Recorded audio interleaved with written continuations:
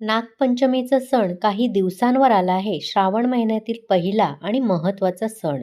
त्यामुळे घरोघरी कोकणामध्ये केल्या जाणाऱ्या पातोळ्या कशा बनवायच्या त्याची साधी सोपी पद्धत आज आपण बघणार आहोत. कोकणामधील काही पदार्थाची चवच खास असते आणि त्यातील एक पदार्थ म्हणजे हळदीच्या पानात पारंपरिक पद्धतीने केल्या जाणाऱ्या पातोळ्या. ह्या अशा सुगंधित गरमागरम मऊसूत गच्च सारण भरून केलेल्या पातोळ्या आणि त्यावरून साजूक तुपाची धार. नागपंचमीच्या सणाला ह्या अशा पातोळ्या तुम्हाला कोकणामध्ये घरोघरी पाहायला मिळतील. ह्याचीच साधी सोपी पद्धत मी तुम्हाला आज सांगणार आहे. चला तर मग लगेचच पाहूया हळदीच्या पानातील पातोळ्या कशा बनवायच्या. नमस्कार, मी प्रेषिताच किचनमध्ये तुम्हा सर्वांचे पुन्हा एकदा खूप खूप स्वागत करते. सर्वात आधी आपण पातोळ्यांसाठी लागणारं सारण कसं बनवायचं ते बघूया. त्यासाठी गॅसवर मी एक पॅन ठेवला आहे आणि त्यामध्ये एक मोठा चमचा भरून साजूक तूप घातलं आहे. तूप चांगलं गरम होऊ द्यायचं आणि नंतर त्यामध्ये एक चमचा भरून खसखस घालायची. खसखसमुळे सारणाला खूप छान चव येते. आता ही खसखस मंद आचेवर आपल्याला 10 ते 15 सेकंद फक्त भाजून घ्यायची आहे. आता यामध्ये घरातली एखादी वाटी किंवा कपाचा वापर करून 2 घट्ट कप भरून ओलं खोवलेलं खोबरं घालायचं आहे. घट्ट दाब भरूनच आपल्याला ओलं खोबरं मोजून घ्यायचं आहे. त्यामुळे सारण आणि पारीचं वरचं जे आपलं आवरण आहे त्याचं अचूक प्रमाण बनतं.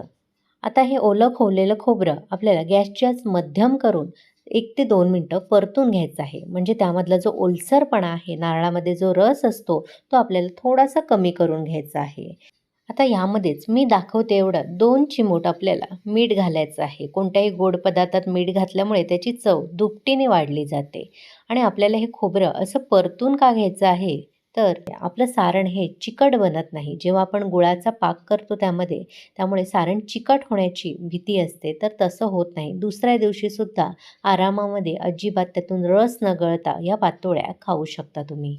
पुढच्या 1-2 मिनिटातच असं सुटसुटीत खोबरं झालं, यामधला पाण्याचा अंश कमी झाला की लगेचच ह्यामध्ये 1 कप भरून बारीक चिरलेला गूळ घालायचा आहे.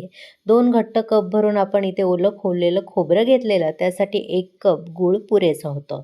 व्यवस्थित गोडसर ह्या पातोळ्या तयार होतात. आता गॅसची आच मंद ठेवायची आहे आणि मंद आचेवर हा गूळ पूर्णपणे ह्यामध्ये एकजीव करून घ्यायचा आहे. मध्ये मध्ये पळीने असं दाबून घेऊ शकता, म्हणजे उष्णतेमुळे लवकर हा गूळ विरघळला जातो. इथे बघू शकता गूळ पूर्णपणे विरघळला आहे. तरीसुद्धा यामध्ये थोडासा ओलसरपणा शिल्लक आहे. त्यामुळे गूळ विरघळल्यानंतर सुद्धा एखाद मिनटं आपल्याला मंद आचेवर हे व्यवस्थित परतून घ्यायचं आहे. म्हणजे त्यामधला ओलसरपणा कमी होईल. त्यानंतर ह्यामध्ये सर्वात शेवटी अर्धा चमचा भरून वेलची पावडर घालायची आहे. सोबतच आज आपण गूळ घालून हे बनवतोय पातोळ्या, त्यामुळे थोडासा जायफळ यामध्ये किसून घालायचा आहे. गूळ आणि जायफळ याची चव अप्रतिम लागते. तुम्ही फक्त वेलची पावडर घातलीत तरी देखील चालेल. आता लगेचच गॅस बंद करून घ्यायचा आहे आणि त्यानंतर ही वेलची पूड आणि जायफळ आपल्याला एकत्र करून घ्यायचं आहे. म्हणजे स्वाद अगदी जसाच्या तसा टिकून राहतो. इथे आपलं सारण तयार आहे. आता आपल्याला हे पूर्णपणे गार करून घ्यायचं आहे. सारण गार होतंय तोपर्यंत आपण पातोळ्यांचं जे वरचं आवरण असतं त्याची उकड कशी बनवायची ते बघूया. त्यासाठी गॅसवर मी एक कढई ठेवली आहे आणि त्यामध्ये ज्या कपाने आपण गूळ खोबरं मोजून घेतलेलं त्याच कपाने 1 कप भरून पाणी घालायचं आहे. सोबतच 1 चमचा भरून साजूक तूप घालायचं आहे. यामुळे स्वादसुद्धा खूप छान येतो आणि एक प्रकारची चमकसुद्धा येते. सर्वात शेवटी थोडंसं चवीनुसार मीठ घालायचं आहे आणि गॅसची आच मध्यम ते मोठी ठेवून याला एक उकळी आणायची आहे. आता लगेचच गॅसची आच कमी करायची आहे आणि 1 घट्ट कप भरून आपल्याला यामध्ये तांदळाचं पीठ घालायचं आहे. तुम्ही तांदळाचं कोणतंही पीठ घेऊ शकता. मोदकासाठी पीठ मिळतं सुवासिक, ते सुद्धा वापरू शकता किंवा घरात जे भाकरीसाठी पीठ वापरतो ते वापरू शकता. आता गॅसची आच मंदच आहे आणि ह्या गरम पाण्यासोबत हे पीठ आपल्याला व्यवस्थित एकजीव करून घ्यायचं आहे. व्यवस्थित असं एकजीव झालं की लगेचच गॅस बंद करायचा आहे आणि यावर झाकण ठेवून आपल्याला एक वाफ काढायची आहे. इथे एक लक्षात घ्या, गॅस बंद आहे आणि त्यानंतरच झाकण ठेवायचं आहे, नाहीतर पीठ आपलं करपू शकतं. काही मिनिटानंतर झाकण आपण उघडून बघूया. इथे मिश्रण कोमट झालं आहे, म्हणजे हाताला सोसवेल इतकं ते गरम आहे. फार थंड आपल्याला करायचं नाही. आता हाताने आपल्याला व्यवस्थित हे एकजीव करून घ्यायचं आहे. पीठ चांगलं मळून घ्यायचं आहे.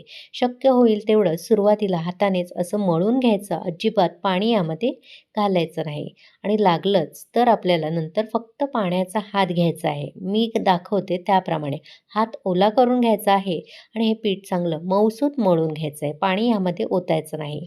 पीठ जर पातळ झालं तर मग पातोळ्या व्यवस्थित थापता येणार नाहीत.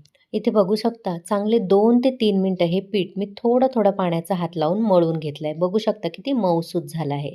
आता लगेचच आपल्याला याच्या पातोळ्या करायच्या आहेत. इथे मी हळदीची पानं घेतली आहेत, स्वच्छ धुवून आणि त्यानंतर पुसून घेतली आहेत. आता या पानांवर जो गडद भाग आहे, त्यावर आपल्याला पातोळ्या थापायच्या आहेत. मागच्या भागावर पातोळ्या थापायच्या नाहीत, कारण तुम्ही बघू शकता शिरांचा भाग किती जास्त आहे, त्यामुळे पातोळी आपली फाटू शकते. त्यामुळे जो हिरवा गडद भाग असतो वरच्या बाजूला, त्यावरच आपल्याला पातोळ्या थापून घ्यायच्या आहेत. आता आपण तयार केलेलं पीठ आहे, त्याचे छोटे-छोटे गोळे तयार करून घेऊया. फार मोठे करायचे नाहीत, लिंबा एवढ्या आकाराचे छोटे गोळे करून घ्यायचे आहेत. आता पातोळ्या कशा बनवायच्या ते बघूया. त्यासाठी लाटी पुन्हा एकदा हाताने चांगली मळून घ्यायची, मऊसूत करून घ्यायची. आणि जे हळदीचं पान आहे त्याला थोडासा तेलाचा हात लावून घ्यायचा आणि त्यावर हा असा गोळा ठेवायचा आणि ज्याप्रमाणे आपण वडे थापून घेतो त्याप्रमाणे आपल्याला हे थापून घ्यायचं आहे. मध्ये थोडंसं जाडसर ठेवायचं आहे आणि कडेकडेने असं पातळ थापत जायचं आहे. जितकं पातळ तुम्हाला हे थापता येईल तितकं पातळ थापून घ्यायचं. म्हणजे असं दाब देऊन थापल्यामुळे ज्या पानांच्या शिरा आहेत त्याची नक्षीसुद्धा छान यावर उमटली जाते. बघू शकता मी किती पातळ हे थापून घेतलं आहे. आता ह्यामध्ये आपण जे तयार केलेलं सारण आहे ते एका बाजूला असं भरून घ्यायचं. भरपूर असं सारण भरायचं, पण कडेला येता कामा नये याची काळजी घ्यायची. मस्त असं गच्च भरलेलं सारण असलं की पातोळ्या खायला सुद्धा सुंदर लागतात.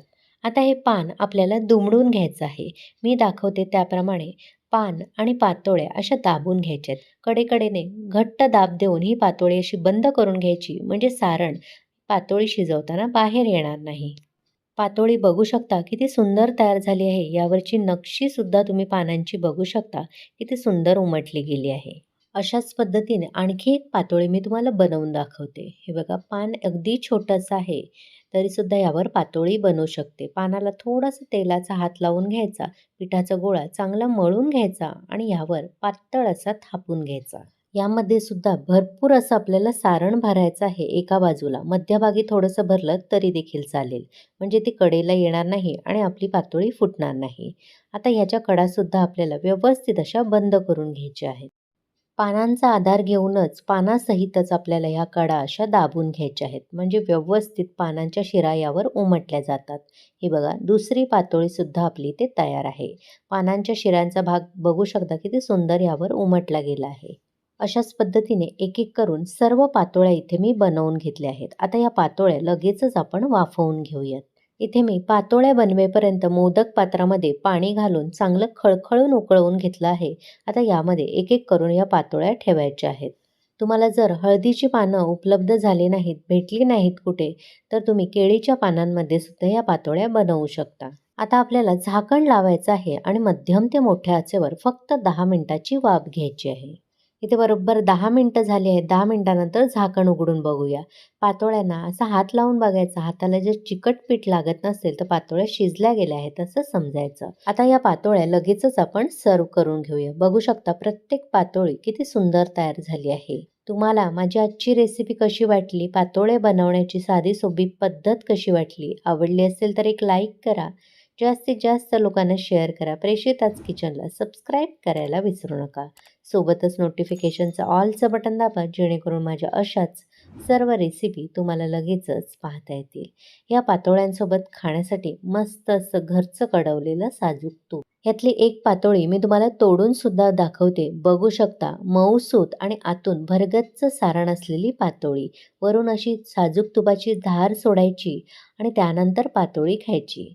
येत्या नागपंचमीला तुम्ही सुद्धा मी सांगितलेल्या पद्धतीने अशा पातोळ्या करून बघा आणि कशा झाल्या ते कमेंट करून मला नक्की कळवा. चला तर मग पुन्हा भेटू अशाच मस्त स्वादिष्ट भरपूर टिप्स आणि एखाद्या नवीन रेसिपीसह. धन्यवाद.